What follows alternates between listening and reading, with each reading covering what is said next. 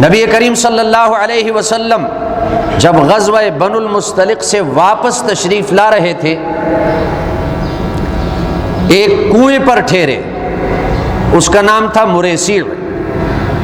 وہاں کچھ دیر کے لیے ٹھہر گئے تو دو آدمیوں کی آپس میں لڑائی ہو گئی، ایک مہاجر تھا، ایک انصاری تھا۔ مہاجر کا نام جہجاہ تھا، انصاری کا نام سنان بن وبرہ تھا۔ جب آپس میں کچھ لڑائی ہو گئی، اس مہاجر نے مہاجروں کو بلایا، یا للمہاجر نعرہ لگایا۔ انصاری نے انصاریوں کو بلایا، ہر ایک کے لیے اس کی قوم آگے بڑھی اور ایک دوسرے کے خلاف لڑائی شروع ہو گئی۔ نبی کریم صلی اللہ علیہ وسلم کو پتہ چلا کہ آپس میں لڑائی شروع ہو گئی۔ نبی کریم صلی اللہ علیہ وسلم ان کے پاس تشریف لے گئے اور ان سے فرمایا، ما بال دعوی الجاہلیہ ذروھا فانھا منتنۃ۔ یہ کیا تم نے جاہلیت کے زمانے کا دعویٰ، جاہلیت کے زمانے کا نعرہ دوبارہ زندہ کر دیا؟ اس کو چھوڑو، یہ بدبودار نعرہ ہے، قومیت کا نعرہ بدبودار نعرہ ہے، اس کو چھوڑ دو۔ چنانچہ وہ ٹھنڈے ہو گئے، لڑائی ختم ہو گئی۔ ادھر عبداللہ ابن ابی جو منافقین کا سردار تھا، عبداللہ ابن ابی ابن سلول، وہ بھی ساتھ تھا، اور یہ منافق اپنے آپ کو مسلمان ظاہر کر رہے تھے۔ اس میں ان کی غرض یہ تھی کہ مسلمانوں سے ہمیں مفادات بھی ملیں گے اور مسلمانوں سے کوئی نقصان اور ضرر بھی نہیں پہنچے گا۔ تو جب عبداللہ ابن ابی کو یہ پتہ چلا کہ مہاجر اور انصار آپس میں لڑ پڑے، اس کو موقع مل گیا اور اپنے قبیلے کے لوگوں کو جمع کیا اور ان سے کہا، اس منافق نے، کہ یہ مہاجر مکہ سے آئے اور تم نے ان کو گھر دیے، ٹھکانہ دیا، یہ ہماری روٹی پر پلے ہیں اور آج یہ ہمارے سروں پہ چڑھ گئے، مقابلے پر آ گئے۔ یہ تمہاری اپنی غلطی ہے کہ تم نے ان کو یہاں ٹھکانہ کیوں دیا ہے۔ آج یہ ہمارے مقابلے پر آ گئے، ہم سے لڑ رہے ہیں، اور اس کا علاج یہ ہے، کہنے لگا جب مدینہ پہنچیں، لئن رجعنا الى المدینة لیخرجن الاعز منها الاذل، اگر ہم مدینہ منورہ واپس پہنچ گئے تو ہم میں سے جو عزت والے ہیں وہ ان ذلیلوں کو مدینہ سے نکال دیں گے۔ اپنے آپ کو عزت والا کہا، اپنی قوم کو جو منافق تھے ان کو عزت والا کہا، اور نعوذ باللہ نبی کریم صلی اللہ علیہ وسلم اور مسلمانوں کو ذلیل کہا۔ جب عبداللہ ابن ابی نے یہ بات کی، اس نے تو دیکھا کہ اپنا مجمع منافقین کا کوئی غیر اس میں نہیں ہوگا۔ زید ابن ارقم رضی اللہ عنہ چھوٹی عمر کے تھے، وہ بھی وہاں پاس بیٹھے ہوئے تھے۔ جب اس نے یہ بات سنی تو وہ غصے ہوا، مشتعل ہو گئے اور کہنے لگے عبداللہ ابن ابی سے کہ تم نے یہ کیسی بات کی، غلط بات کی، توبہ کرو اپنی بات سے، تم نے مسلمانوں کو ذلیل کہا، نبی کریم صلی اللہ علیہ وسلم کو نعوذ باللہ ذلیل کہا۔ عبداللہ ابن ابی ہوش میں آیا کہ مجھے تو یہ معلوم نہیں تھا کہ کوئی غیر اس میں ہوگا، یہ تو اب ہماری بات پھیلا دے گا۔ کہنے لگا لا علمی میں مجھ سے ایسی بات صادر ہو گئی اور میں قصداً ایسی بات نہیں کہنا چاہتا تھا، کسی کو بتانا نہیں۔ زید ابن ارقم رضی اللہ عنہ آئے، نبی کریم صلی اللہ علیہ وسلم کو یہ بات بتا دی کہ عبداللہ ابن ابی نے ایسی بات کی ہے۔ زید ابن ارقم رضی اللہ عنہ کو اپنی قوم کے لوگ ملامت کرنے لگے، ڈانٹنے لگے کہ تم نے یہ بات کیوں پھیلائی؟ عبداللہ ابن ابی اپنے قبیلے کا سردار ہے، اس سردار کے خلاف تم نے یہ بات کیوں پھیلائی؟ اس بات کو خفیہ رکھنا چاہیے تھا۔ نبی کریم صلی اللہ علیہ وسلم نے زید ابن ارقم سے پوچھا کہ کیا تم سچ بات کہتے ہو؟ واقعی اس نے یہ بات کی؟ عرض کیا رسول اللہ میں بالکل سچ بات کہتا ہوں، اس نے یہ بات کی ہے۔ نبی کریم صلی اللہ علیہ وسلم نے عبداللہ ابن ابی کو بلایا اور اس سے پوچھا تم نے یہ بات کیوں کی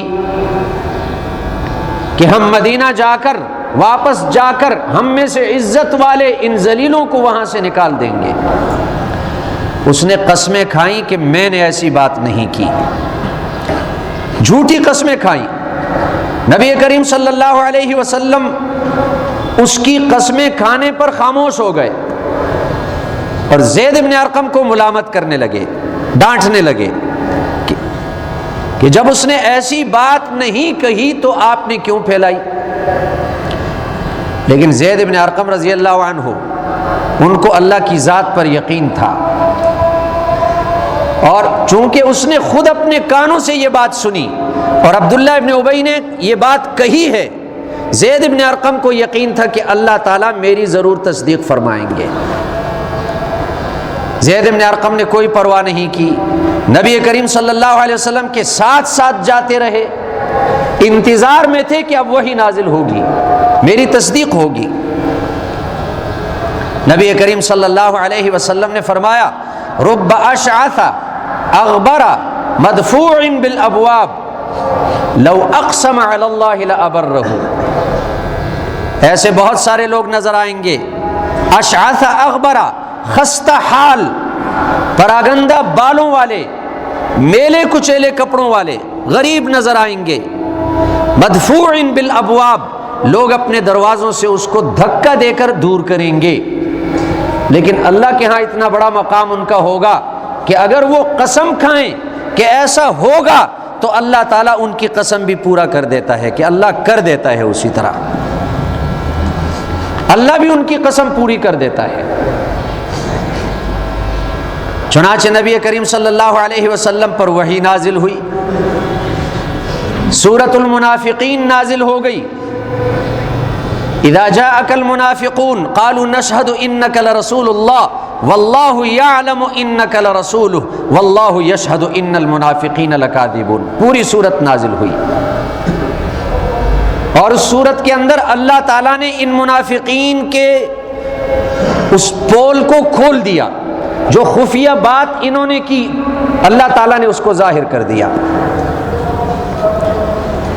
اور عبداللہ ابن ابی نے جو بات کر دی تھی کہ ہم عزت والے واپس جا کر ان ذلیلوں کو نکال دیں گے، اللہ نے وہ بھی اس صورت میں ذکر فرما دی۔ نبی کریم صلی اللہ علیہ وسلم نے زید بن ارقم رضی اللہ عنہ کو بلایا اور مبارکباد دی، یا غلام قد صدقک اللہ، اے لڑکے اللہ نے تجھے سچا کر دکھایا، اللہ نے تیری تصدیق کر دی، اور سورۃ المنافقین پڑھ کر سنا دی۔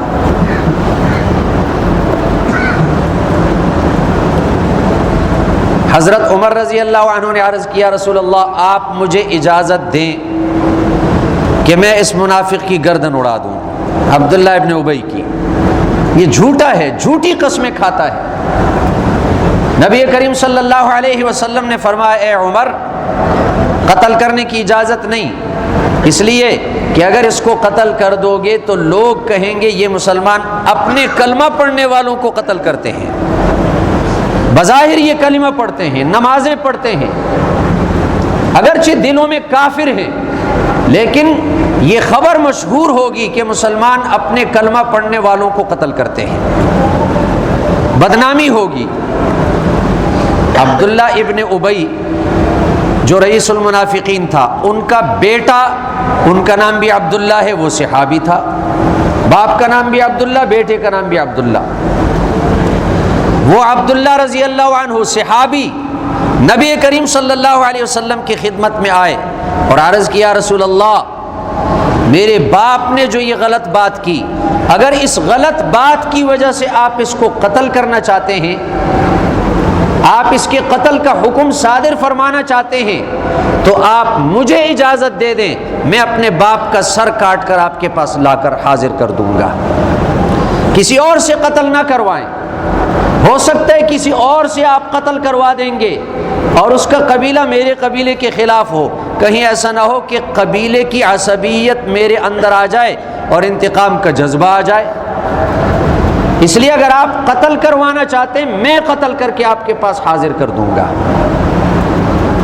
نبی کریم صلی اللہ علیہ وسلم نے فرمایا نہیں، آپ اس کو قتل نہ کریں، آپ کے باپ ہیں. اور عبداللہ رضی اللہ عنہ نے یہ بھی عرض کر دیا کہ یا رسول اللہ، میری پوری قوم یہ بات جانتی ہے کہ مجھ سے زیادہ والدین کی خدمت کرنے والا، مجھ سے زیادہ والدین کا فرمان بردار اور کوئی نہیں، میں اتنا فرمان بردار ہوں. لیکن یہاں بات اسلام اور کفر کی آ گئی، حق اور باطل کی بات آ گئی. ایک طرف حق ہے، ایک طرف باطل.